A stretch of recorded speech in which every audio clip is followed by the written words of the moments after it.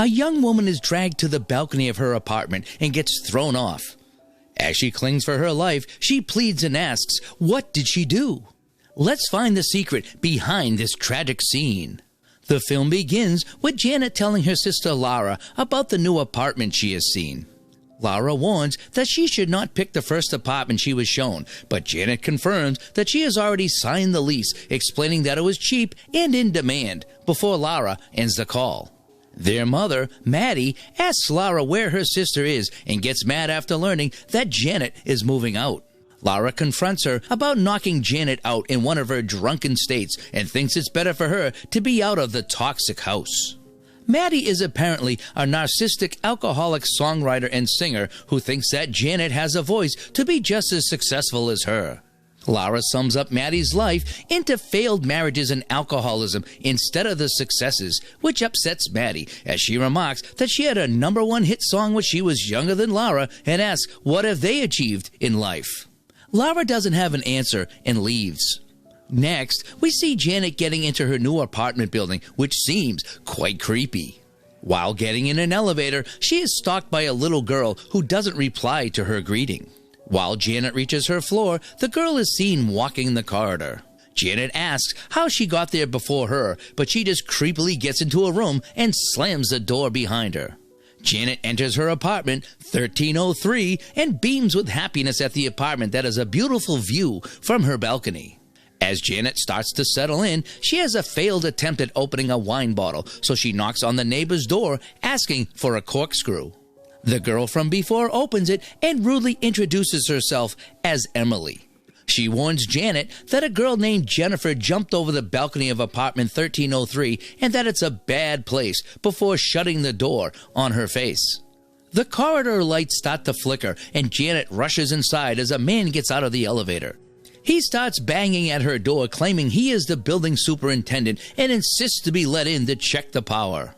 He turns out to be a pervert, so Janet slams the door at his face.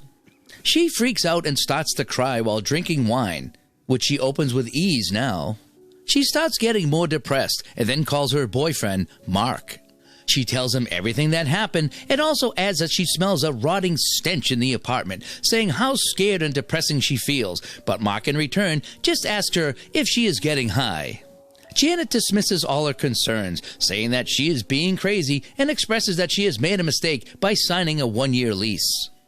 To this, Mark responds that it's all good and that he has to go before ending the call. Good talk, bud. Good talk. It is evident that Mark is a cop with the badge on his neck. Janet goes to sleep, but at night, a creepy figure roams in the apartment, disturbing her even more. She takes a sleeping pill, and just then, a shadow of a girl playing with a ball appears outside her room. It rushes inside, slamming Janet to the wall. Sounds like a game of dodgeball we played as a kid. The next morning, Janet examines the bruises in her body and then reads the label from her sleeping pill, which indicates its side effects as sleepwalking. So, Janet brushes off everything to the pills.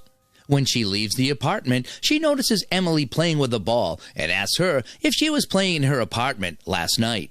Emily asks her to go away before slamming the door at her. At the office, Janet's best friend notices the bruises on her face and suspects that Mark had hit her. But Janet explains that she must have sleptwalked into a wall due to pills she took and even shares her nightmares. But her friend thinks it's all BS and asks her to talk whenever she is ready to tell the truth. At home, Lara and Maddie have another fight. Janet has stayed late at the office and calls Lara to tell her that she doesn't want to go back to the house and asks if she can come back home for the night. But Lara warns that it's not a right time as their mother is in one of her drunk psycho rants. Janet asks if she can stay at a hotel, but Lara says that she doesn't have any money to pay for that. This upsets Janet and she snaps at Lara before ending the call. She then calls Mark and convinces him to stay over at her apartment. They spend a good time together while the pervert from before creeps at them. After all is done and Janet is sleeping, Mark gets a text from his ex asking him where he is and he gets out of bed. That's a little sus. Janet soon wakes up to the sound of the shower and goes into the bathroom calling out Mark. But as she removes the curtain, a female ghost screams at her from the shower. And we also learn that ghosts shower with their clothes on. The ghost drags Janet to the balcony and throws her into the air, but Janet gets a hold of the railing. Mark is seen leaving the store in the same building when he hears Janet scream and walks out, followed by Emily. Janet asks the ghost why she is doing this, but the ghost just throws her off. Never interrupt the shower routine. Mark watches Janet fall to the ground and gets disturbed at the sight, while Emily casually gets back inside. Following this incident, Lara gets to the apartment to take Janet's things. She accuses Mark for not caring enough and also for treating Janet badly, as she has heard from her friend. But Mark explains that he liked Janet, but leaves when Lara doesn't believe any of his BS. She looks around the apartment and then calls the moving company to take her sister's things. While leaving the apartment, she meets Emily, who warns her not to come back. Lara asks her if she knows what happened to Janet while the ghosts eavesdrop on them. Emily says that she asked Janet to leave, but she didn't listen. She further reveals that a girl and her mother live in the apartment 1303, and they don't want to share it. Lara says that it doesn't make any sense, and Emily replies that Jennifer is upset with Lara as well and slams the door. Back home, Lara wakes up from a terrible nightmare. Just then, her phone rings, and it's Janet. She hesitantly picks it up to hear Janet's voice saying she misses her and asking her to come get her. That's a little creepy. Following this, Lara visits the apartment again and instantly gets haunted by Janet's apparition, along with more creepy interactions where she gets knocked out by a force. She calls 911 and reports that she got attacked. The cop shows up and doesn't understand how she got attacked by no one. He shows her some reports and reveals the history of apartment 1303 that has a reputation of unusual deaths, similar to Janet's, right after a few days of moving in. He further reveals the dark history where it all began. A woman named Mary moved into the apartment with her 12-year-old daughter, Jennifer, after losing her reputed teaching job due to the disputes at a parent-teacher meeting, along with her house in a bitter divorce. Mary got into a reckless lifestyle that presumably caused Jennifer a lot of suffering. 20 years ago, the neighbors complained of a foul smell coming from the apartment. When the police came to investigate, Jennifer decided to end everything, and they found Mary's decomposing body hidden in the closet. The cop leaves after ensuring that Lara is now feeling better. Later, Mark visits the building, and Lara apologizes for her allegations, remarking that she doesn't believe Janet could do something like that. Mark also believes that it was intentional and reveals that he saw Janet wrestling with someone before falling off. He even told the police about it, but they didn't believe him as it was dark and far away. She asks why he left in the middle of the night, and Mark says that he likes to wake up in his own bed and reveals that he has a son from his ex-wife.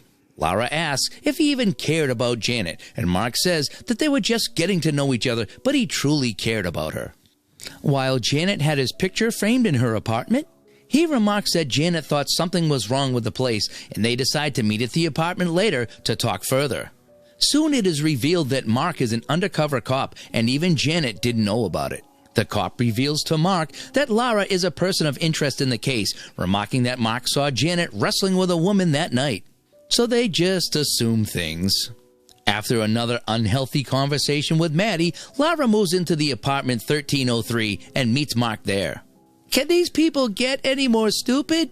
She informs him about the history behind the apartment, and just then they hear a noise from the bedroom. Mark takes his gun out to investigate, and Lara loses her sanity, asking why he has a gun. Mark explains that he is an undercover cop. He asks if she wants him to leave, but Lara insists he stays and guards her as he owes her one, for some reason. Jennifer strikes again at night, but decides to lay low. The next day, Mark leaves for work, and Lara goes for a bath, where Janet's ghost warns her to get out now. As she gets out of the bathroom, the pervert from before is waiting in the living room. He asks her to pay rent right then and there, but Lara tells him to get out, so he just leaves. At work, the cop shows up and informs Lara that Maddie has filed a restraining order against her, stating that she hit her. But Lara says that Maddie is a compulsive liar and would say anything to get her way. At night, Lara and Mark are in the apartment again, where Lara gets a call from a drunk Maddie who asks her to come back home. But Lara sternly replies that she can visit the apartment if she wants to talk, before ending the call. After both of them go to bed, Jennifer strikes again and throws Mark off the glass window. Lara wakes up and finds him lifeless. She gets out to ask the pervert and Emily for help, but finds out that they are ghosts as well.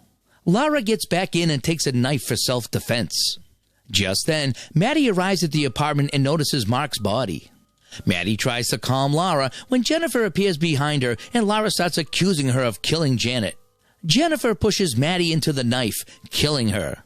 The next morning, Lara gets arrested despite her claims that Jennifer did it. The cop quotes for the second time that apartments don't kill people, people kill people. The film ends as Jennifer is seen sitting on the balcony overlooking the beautiful scenery from the dark apartment. So what do you think about this movie? Would you keep going back to that apartment? Let us know in the comments below. If you'd like to watch more on Movie Shortens, click on our next videos and playlists on the screen. Thanks for watching.